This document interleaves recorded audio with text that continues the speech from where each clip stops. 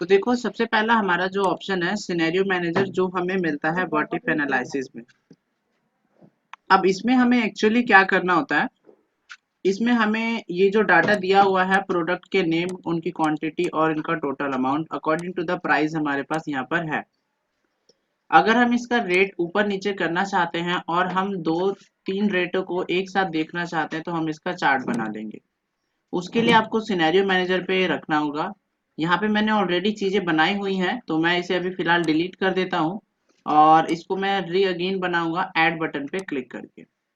Scenario का आपको name देना है तो आप कोई भी एक नाम रख सकते हैं, अपना निक नेम भी रखा जा सकता है। तो मैं अभी दे रहा हूँ मिनिमम, क्योंकि मैं चाहता हूँ कि जो मेरे पास प्राइस है उसमें डाटा हमने सेलेक्ट करना होता है और इस प्राइस के साथ में कुछ क्वांटिटी बेस्ड डाटा है। सेल्स को चेंज करने के लिए हम इस डाटा को सिलेक्ट करेंगे। क्यों? क्योंकि मेरे को इस जो 75 रुपए का सामान है मैं उसका मिनिमम रेट रखूंगा, 80 रुपए का भी मिनिमम रेट और 100 का भी मिनिमम रेट। ओके करेंगे।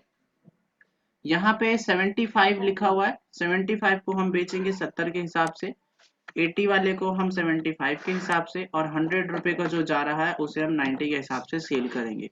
क्वांटिटी दूसरी वाली सेल्स की है तो दूसरे वाले सेल की क्वांटिटी को चेंज नहीं किया जाएगा। ओके, वो इसलिए नहीं कर रहे हमें क्योंकि हम रेट के हिसाब से डाटा को चेंज करना चाहते हैं। ओके करेंगे, मिनिमम वाला सेव हो जाएगा, फिर ऐड करेंगे अगेन इसी रेंज को मैक्सिमम के नेम से। तो ये दो रेंज हो जाएगी हमारी। अब जो हमारे पास 75 रुपए का सामान बिक रहा है वो 90 रुपए में, 80 रुपए का जो सामान बिक रहा है वो 100 रुपए का सेल हो रहा है और जो 100 रुपए का सामान बिक रहा है वो 120 रुपए का सेल हो रहा है। मतलब आपने रेट हाई कर दिया। ठीक है, तो ओके कर दो। अब यहाँ पे मैक्सिमम और मिनिमम दो बॉक्सेस आपको नजर आ रहे हैं। दोनों को एक साथ देखने के लिए, मतलब जैसे 75 किलो के हिसाब 75 रुपीज के हिसाब से 200 किलो बेचते हैं तो 15,000 रुपए मिलते हैं।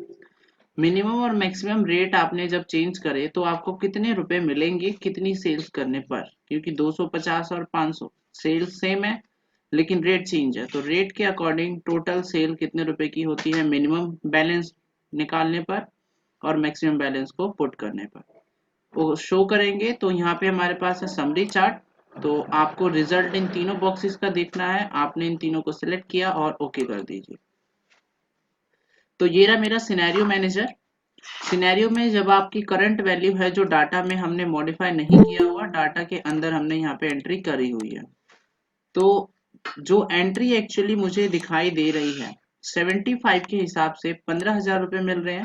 अगर हम मिनिमम के हिसाब से सेल करने बैठते हैं, मिनिमम रेट है मेरा 70 रुपए, तो एप्पल के 70 के हिसाब से 14,000 मिलेंगे और 90 रुपए के हिसाब से बेचते हैं तो 18,000 रुपए की सेल हमें मिलती है। ओके, तो ये है सिनेरियो मैनेजर। अब देखते हैं गोलसिक ऑप्शन। यहाँ पे गोलसिक में 15,000 रुपए करंट वैल्यू है। अगर मैं चाहता हूँ कि 50 रुपए का प्राइस है, क्वांटिटी है 200, तो 10,000 रुपए मिलते हैं। अब हम चाहते हैं कि अगर 10,000 की सेल को 15,000 में कन्वर्ट किया जाए तो कैसे किया जाए। तो आपका आंसर होगा या तो हम प्राइस रेट बढ़ा सकते हैं या तो हम क्वांटिटी बढ़ा सकते हैं।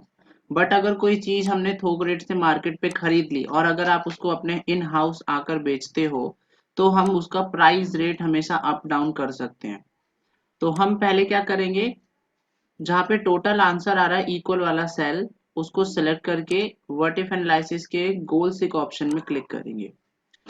इस सेल की वैल्यू, तो सेट सेल में पहला सेल लेना है और टू वैल्यू 15,000 रुपए हम चाहते हैं बाय चेंजिंग द सेल, कि किस सेल के साथ चेंज हो, प्राइस रेट चेंज होगा, मतलब वो प्राइस क्या रखा जाए कि 15,000 रुपए 200 किलो पे सेल हो जाए। ओके करते हैं और देखिए ये ऑटोमेटिक अपडेट हो गया। ये जब आप 75 रुपए केजी के हिसाब से एप्पल सेल करोगे तो अगर आपके पास 200 किलो एप्पल हैं तो वो आपको 15,000 रुपए तक का सेल देंगे। इतना सभी बच्चों को आ गया? आकांक्षा, अभिषेक, सभी बच्चे बताएं प्लीज। आ गया सर। निशांत आपको? आ गया sir. Okay, very good. So now हाँ अभी हम सर। आगे बढ़ते हैं। देखो दो ऑप्शन हमने कर लिए हैं, सिनेरियो और गोल सिक। अब इसके बाद हमारे पास एक लास्ट इसके अंदर दो टॉपिक अभी रहते हैं, ग्रुपिंग का, अनग्रुपिंग का और कंसोलिडेट।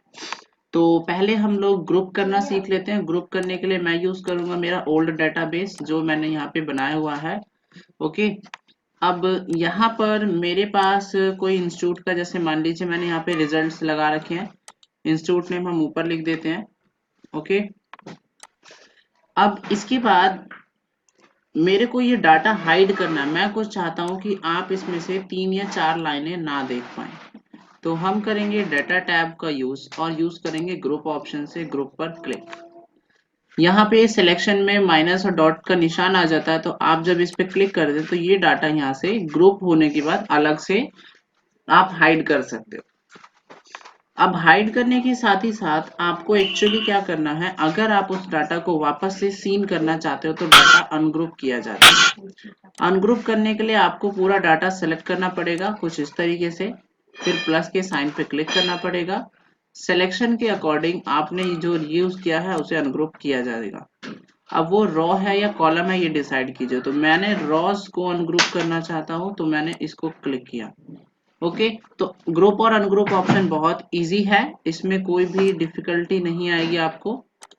अब इसके बाद हम यूज करेंगे लास्ट ऑप्शन, कंसोलिडेट। जब आप कंसोलिडेट का यूज कर रहे हैं तो दो अलग अलग डाटा को हम अलग अलग शीट पर कॉपी पेस्ट कर लेते हैं। ओके, कुछ इस तरीके से पहला डाटा शीट ये रहा, दूसरा डाटा शीट ये रहा, शीट नंबर 4। यहाँ पर मुझे उन सभी का प्लस देखना है। एक चीज याद रखेंगे, कंसोलिडेट अप्लाई करते वक्त आपका जो शीट का सिलेक्शन है वो लास्ट शीट पर होना चाहिए जहां पे आप सबको प्लस करके देखना चाहते हैं, और इसी शीट पर रहकर आपको कंसोलिडेट पर क्लिक करना है।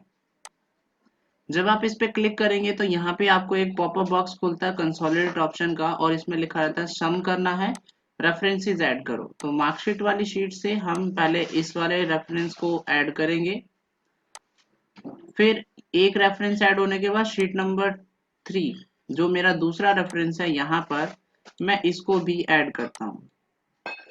अब इतना हमने ऐड कर लिया, फिर इस रेफरेंस को डिलीट कर देंगे और बिना कुछ सोचे समझे ओके प्रेस कर देंगे।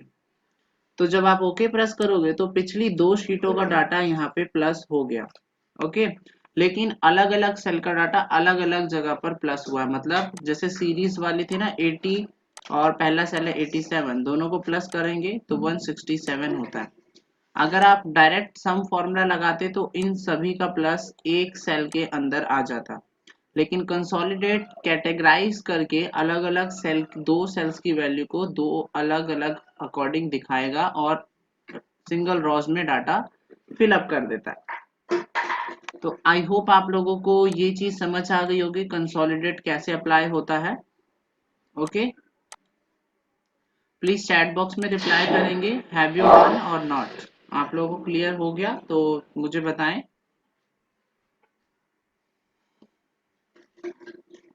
ओके, वेरी गुड, चलिए, गुड जॉब स्टूडेंट्स। ओके, सो अभी मैं वीडियो ऑफ कर देता हूँ ताकि मैं इसे यूट्यूब पे अपलोड कर सकूँ। ओके, आप लोग मेरे से डाउट पूछ सकते हैं।